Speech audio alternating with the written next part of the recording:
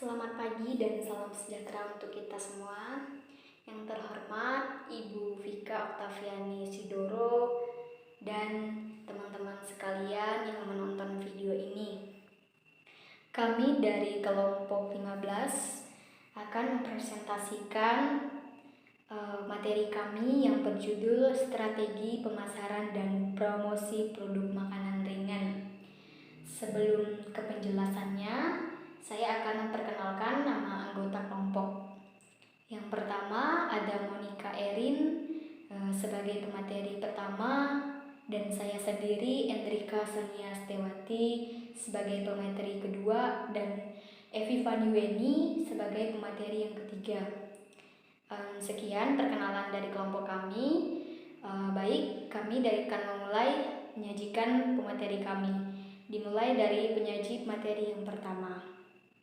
Waktu dan tempat saya persilahkan. Baik, terima kasih atas kesempatan yang sudah diberikan kepada saya. Saya akan menjelaskan tentang strategi pemasaran dan promosi produksi makanan ringan. 1. Tentukan segmen pasar. Cara menentukan segmen pasar ini adalah dengan mengelompokkan produk yang akan dijual dengan menyesuaikannya dengan minat, kesamaan, serta kebutuhan pelanggan. 2. Buat produk yang unik. Produk yang unik yaitu kita membuat kreasi yang berbeda dengan produk lain supaya kita bisa menarik pelanggan dengan produk yang kita buat. 3. Maksimalkan pengguna media marketing. Marketing atau pemasaran media sosial adalah bentuk pemasaran digital yang menggunakan platform sosial dengan situs web jaringan untuk mempromosikan produk atau layanan organisasi melalui cara berbayar dan tidak berbayar.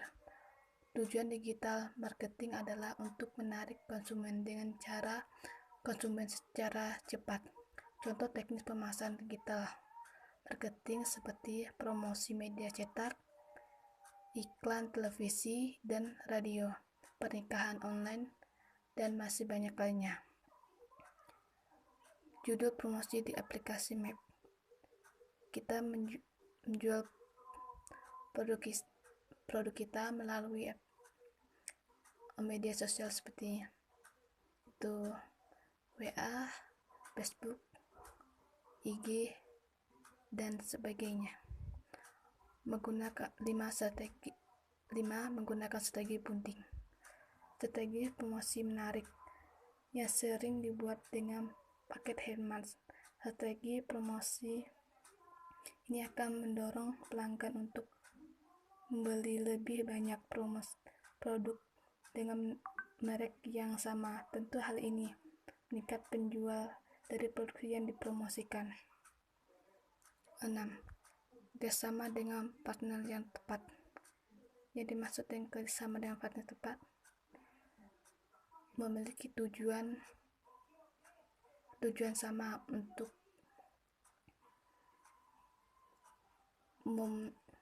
membuat usaha tersebut menjadi sukses. Selanjutnya adalah materi kedua, yaitu cara promosi makanan ringan yang efektif. Di sini cara mempromosikan dapat dilakukan dengan beberapa cara. Yang pertama, sebarkan di warung atau minimarket sekitar. Nah, cara ini adalah salah satu cara untuk memperkenalkan produk kepada orang banyak, dan kita sebagai pebisnis selalu mengembangkan untuk lokasi untuk menyebarkan produk tersebut. Maksudnya di sini kita selalu melihat perkembangan di mana lokasi yang mungkin strategis untuk kita menyebarkan makanan ringan kita ini. Nah, yang kedua, membuat ciri khas perusahaan atau produk. Ya, salah satu yang harus diperhatikan adalah produk kita sendiri. bagaimana agar produk kita dapat dilihat kepada orang banyak.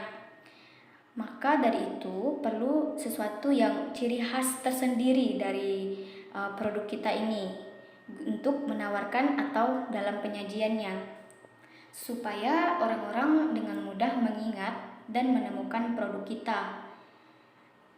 Caranya bisa dimulai dengan membuat sebuah logo untuk perusahaan dan menyelipkan setiap produk yang dikeluarkan. Nah, yang ketiga yaitu membuat souvenir dan kaos perusahaan. Misalnya souvenirnya kalender. Kalender ini dibagikan kepada setiap konsumen dan juga bisa membuat kaos yang berlogokan perusahaan. Atau dapat ditambah dengan slogan-slogan yang bisa ditempel di kaos ataupun kalender yang dibagikan kepada para konsumen. Cari kata-kata yang tepat dan juga semenarik mungkin untuk menarik konsumen dan untuk menarik perhatian orang-orang yang belum tahu keberadaan perusahaan serta produk kita. Nah, dengan begitu kita bisa tahu bagaimana konsumen berhubungan dengan orang-orang di sekitar dan dapat menarik konsumen baru dari masing-masing pelanggan. Yang keempat, memasang papan iklan. Pebisnis bisa mulai memasang papan iklan di rekalem atau halte bus dan tempat-tempat yang cukup strategis. Dari situ, orang yakin bahwa perusahaan serta produk sangat jelas. Nah, dengan begitu orang-orang akan penasaran dan timbul rasa ketertarikan sehingga mereka tertarik untuk mencoba produk kita. Nah, yang kelima, membuat daftar produk. Dengan membuat daftar produk yang lengkap dan menyertakan dengan gambar-gambar yang berkaitan dengan produk tersebut, seperti foto-foto makanan ringan dengan foto yang berbentuk menarik, maka dengan sendirinya orang-orang akan tergiur dengan apa yang perusahaan sajikan. Nah, yang terakhir, yang keenam, menyelenggarakan event atau kontes.